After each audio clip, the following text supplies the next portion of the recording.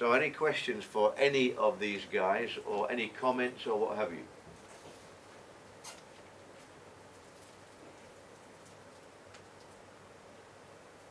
No?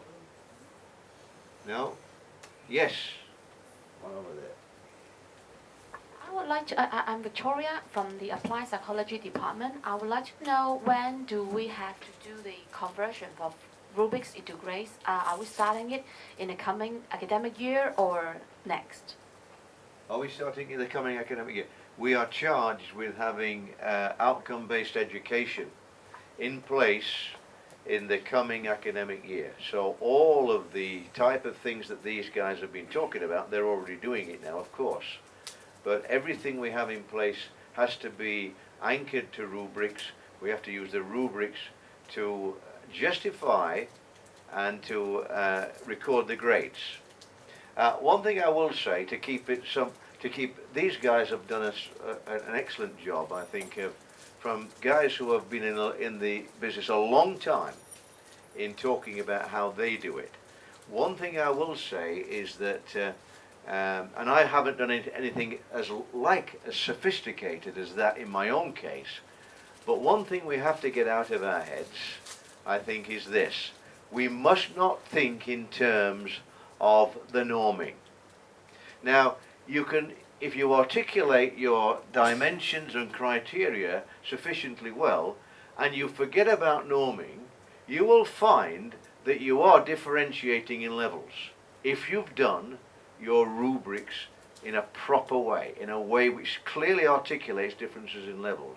And you will find, when you come to look down these scores, you will find natural divisions. And those natural divisions will determine your A's and your B's and your C's and your D's and so on.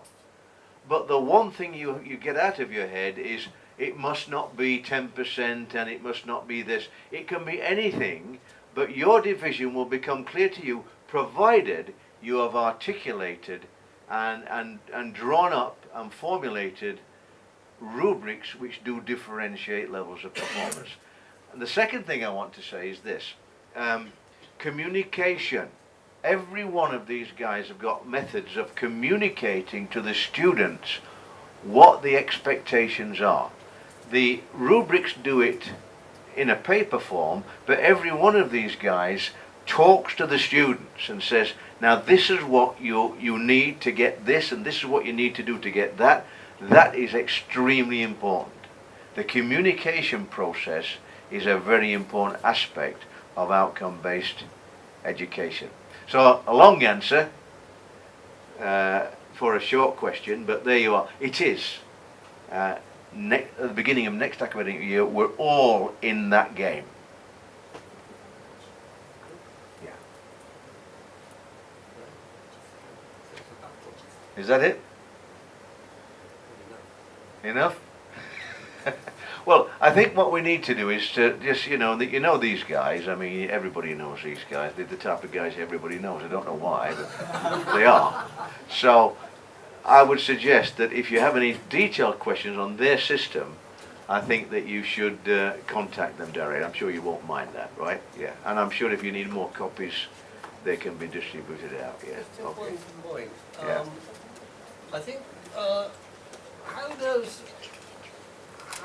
what's the implications of multi-section courses?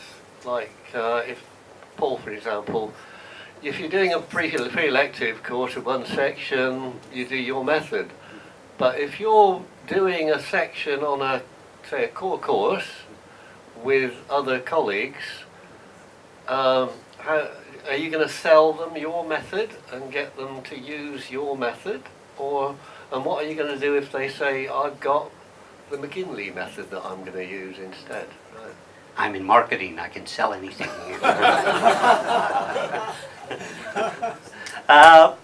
We haven't discussed it yet, Robin, is the answer. I will try my best. I mean, actually our methods are pretty much the same, but just Mark is using a numbering system. He goes back to a numbering system between 0 to 100, whereas I say, well, let's get rid of that numbering system and just go direct to the corresponding number that students are already familiar with.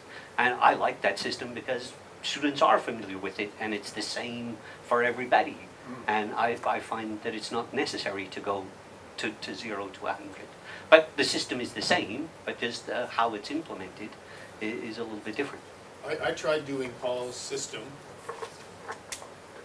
with the GPAs, and it was confusing to me because I had thought about it so long the other way. But I think if you just tell the students, this is how it's being done, you get to the same answer. So it's just, that way makes more sense to me, this way makes more sense to him. And so if we were doing it together, we could easily agree on a standard way of doing it that would accomplish our goals and still make the students understand. I think that's a very important question. And I'm familiar with both what we've done in my own department and also with what the philosophy department has done in their sectional Common Core approaches. I do think that a lot depends on collegiality, an awful lot does. But in my own experience, in my own department, we have people who use their own rubrics. We've all come up with our own rubrics. We all feel that our rubrics are good. And yet when we both end up with two people teaching sections of the same class, we just sit down and say, okay, what rubrics are we going to use? I don't care if we use my rubrics or yours or create new ones. I don't care. But we should use the same ones across the two sections. That's been our view. And I've never had an experience in the history department where we couldn't work that out because we're nice people. I don't know if every department is quite the same way. But in terms of what Mark was saying, which I actually want to know a lot more about because I think it's quite compatible with what I do as well, and I think the idea of making sure the students know all semester long how they're doing is a very powerful tool that I would like to know more about. But what we might find would be more than the rubrics themselves would be if there's two sections and Paul is providing all this great information to the students and somebody else just doesn't really want to do that, then you might start getting complaints from those students as to, well, how come the other professor tells the students? And I found that to be the case in the Common Core class where I was the primary lecturer and I had tutorial sections, and I would give students feedback on their class participation grade every single week via Moodle, whereas my colleague was using the exact same rubrics. He was recording grades, but he didn't give them any information till the end, and sometimes those students would say, how come I can't know?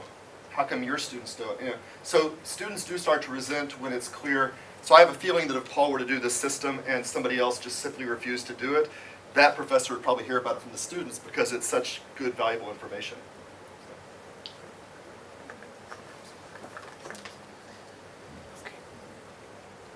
Okay, I think we're going to draw it to a close. I know you're busy people, so thank you for coming. I hope you found the session informative. Please complete the rubric, which gives you the evaluation.